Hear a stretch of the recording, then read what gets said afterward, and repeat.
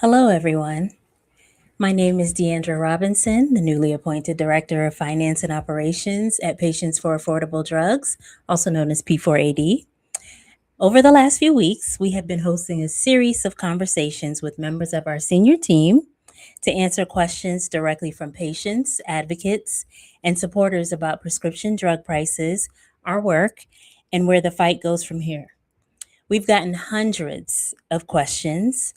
I'm hoping that we can get to as many as possible today from our community, and we're trying to answer as many as we can.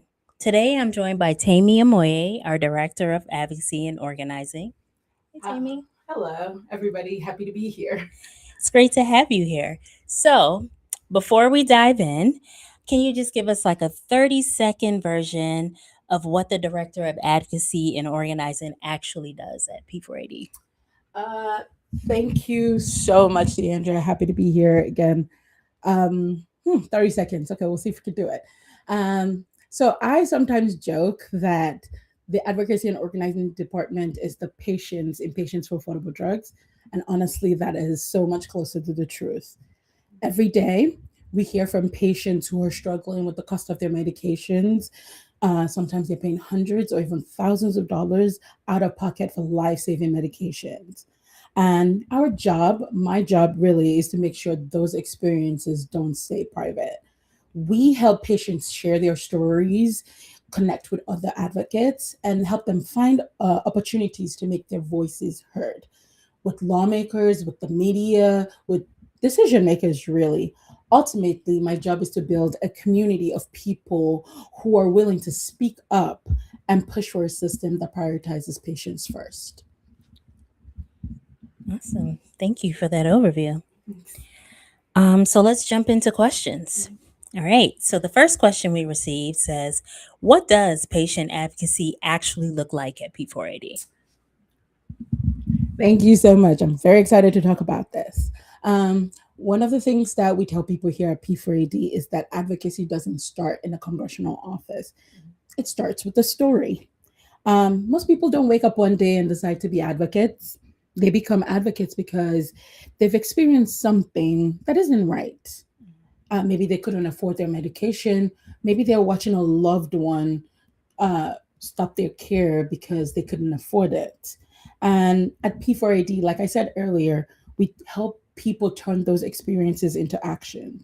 And like I said earlier again, it starts with a story. And that means either sharing your story publicly on our website.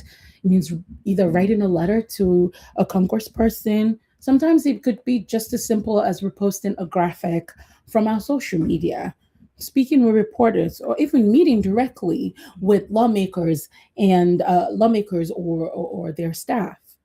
One of my favorite things about this work is watching people realize that their experience has value. Really, they may not think of themselves as policy experts, but they are experts in what it's like to live with high drug prices, and that's the perspective that policymakers need to hear. And when thousands of people actually share their stories together, that's when real change actually starts to happen. Absolutely. Thank you for that, Tammy. So our next question comes from Adrian and John in New Jersey. Shout out to New Jersey. Big Pharma has a lot of money and influence. How can patients make sure their voices are heard as well? Thank you, Adrian and John. And yes, it is true. Drug companies have a lot of resources. They have lobbyists, they have lawyers, they have enormous budgets dedicated to protecting their interests. I'm pretty sure everyone on the live can raise their hand if they've seen a pharmaceutical ad or a prescription drug ad. Exactly. I saw like two today. They have the money, but we have something that drug companies don't have. We have lived experiences of most Americans. And yeah, members of Congress hear from industry all the time. What they don't hear every day is someone who had to choose between paying for their insulin or paying for their groceries. Someone who had to watch their grandma ration her oncology medicine. Those stories bring the consequences of policy decisions into the real world. And the other thing we would say here is like there is power in numbers. David Mitchell started Patients for Affordable Drugs with one story, his story, and that made an impact. Thousands of people sharing their story that can create a movement. And that's exactly what we've seen over the years here at P4AD. Patients from all over the country have come together to tell lawmakers that they would not accept the status quo. And that collective action helped drive some of the biggest reforms in prescription drug pricing that we've ever seen. That's why we have Medicare negotiation. Hmm, I like your style, Temi. That leads us nicely into my next question. Okay. I'm new here, so excuse me. Patients worked hard to pass Medicare negotiation, as you mentioned. So, how do we continue to defend that progress? Gonna keep sounding like a broken record. Bear with me. Uh, One of the biggest misconceptions about advocacy is that once a law passes, the work is done. The reality is that that's the beginning of the next phase of the fight. And we're seeing that right now with Medicare negotiation. For the first time in the history of Medicare, lower negotiated prices for 10 of the most widely used and most expensive prescription drugs have gone into effect. So that's nearly 9 million people are going to be benefiting from lower drug prices. That and we know that Medicare patients are projected to save about $1.5 billion in out-of-pocket costs alone. That's an incredible milestone. Um, it is also proof that advocacy works. Patients have spent years sharing their stories, attending hearings, um, listening sessions, all to demand change that the prices of their drugs are too high. And that's the work that helped us pass that historic reform in 2022. But the drug companies are still looking to weaken or at least roll back those reforms, either through lawsuits or through lobbying efforts on the Hill. So, what I would say to you is that we defend the law, we defend the progress the same way we want it. We stay engaged, we keep telling our stories, we keep reminding lawmakers about the people that these reforms are helping. If you used to pay over $9,000 a month for a prescription drug that's supposed to help you, and now you're paying less than that, that's something we want to hear. We want to let them know that these reforms are helping people. And we always at P4AD are going to make sure that patients stay at the center of the conversation with that, about what comes next. Thank you, Temi. So, let's switch it up and ask something a little more fun. What's been the most rewarding moment you've experienced working with patient advocates at P4AD? Aside from the really cool people that I've gotten to meet, honestly, it is watching people find their voice. A lot of patients come to us feeling very nervous. They don't think they're experts. They don't think anyone is going to care about their story. Some people actually have never spoken to a lawmaker or to a staffer before. But then you see something change. You watch them talk to a reporter, and you can see in real time when they see people actually listen to them, you can see that change, that resolution in their faces. Or when you see them working to like a congressional meeting with the staffer, and you see them confidently share their story with their lawmakers, and you again you see that they see that someone is actually listening, someone cares. That feeling is incredibly powerful. Of course, the policy wins are rewarding. The reforms are amazing. That is what we do every day here. But what stays with me really is like days after is like seeing people gain confidence and sharing their story and then be fired up. Like, yes, what do you want me to do? I've told this person can hear me. I want to tell more people about this thing. And for me, that's something that money can't buy. Absolutely. So, if you are listening out there, I hope this encourages you to become a patient advocate. So, thank you, Tammy, for that question. My next question is, a lot of people assume lobbyists and drug companies will always have more than patients, will always have more power than patients. What makes you believe that ordinary people such as you and I can still make a difference? Because I've actually seen it happen. You know my sigh. It's just happiness. Because like We've been talking about Medicare negotiation since we sat down here. I think about all the years that people were told that it couldn't be done. So for decades, the and pharmaceutical industry successfully protected the system that prevented Medicare from directly negotiating with manufacturers.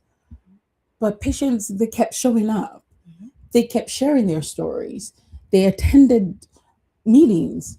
I Again, I said I sound like a broken record, but it's important to see people consistently sharing their story, consistently talking to lawmakers. They amplified their stories on social media, attended those listening sessions. They kept making the case that they shouldn't have to struggle to afford the medications that they need to survive. And eventually that persistence paid off. Today, negotiated prices are becoming a reality for millions of people. And that didn't happen because drug companies decided to just lower the prices. It happened because people organized, came together, and demanded change. And that's why I remain hopeful. Pharmaceutical companies may have the power, they may have the influence, they may have the money, but patients have the credibility, they have the experience, and they have the authority that comes from living with the consequences of these policy reforms. I think when more patients come together, that's a force that can be incredibly powerful. And it's easier to feel discouraged by the amount of money that the pharmaceutical industry have. But we have that lived experiences, and that is how we win. Thank you, Temi. So speaking of that, can we talk a little bit about what happened to the Prescription Drug Affordability Board in Minnesota? Thank you. I thank you to the person who sent this question in. So prescription drug affordability boards are state by state regulatory boards that help negotiate the prices of drugs for specific states. And this question probably came from one of our community members in Minnesota. Um, they are moving along with with the Minnesota Prescription Drug Affordability Board, and they are putting together some listening sessions that they would like to hear you share your stories at. And be on the lookout for more emails from us. Like, we're going to talk about this obviously, but be on the lookout for emails from us. Look in the description boxes of the whatever platform that you're listening to us today, maybe from YouTube, LinkedIn, Instagram, anywhere. There is a link to sign up to P4AD there, and you'll be able to get more information about that specific issue. Well, that actually leads into my last question for now. If someone wants to get involved but doesn't know where to start, what's the first step? Or to give a cheat code to this, but the first thing I would say to you is that you don't need to be a policy expert to get involved with us. Uh, you don't need years and years of experience. I actually don't think you need to even know how Congress works.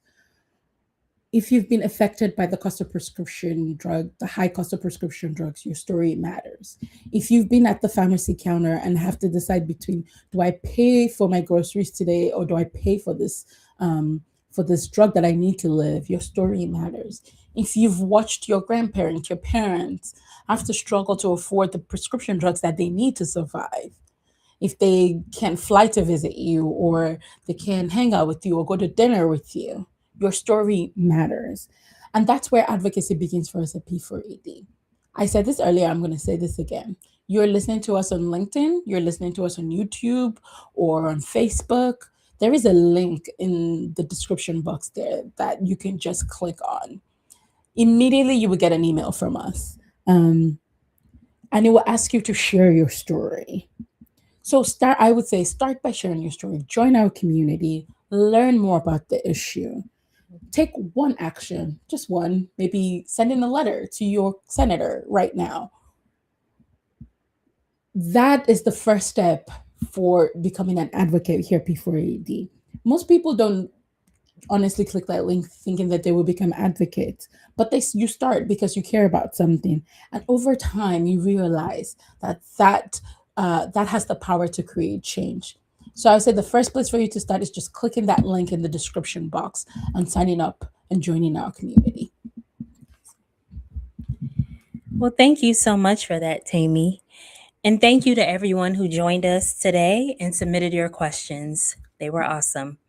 We'll be back next week for our final episode with Allie Bancroft, who is our Director of Legislation, Policy, and Alliances. Thank you for tuning in, and we'll see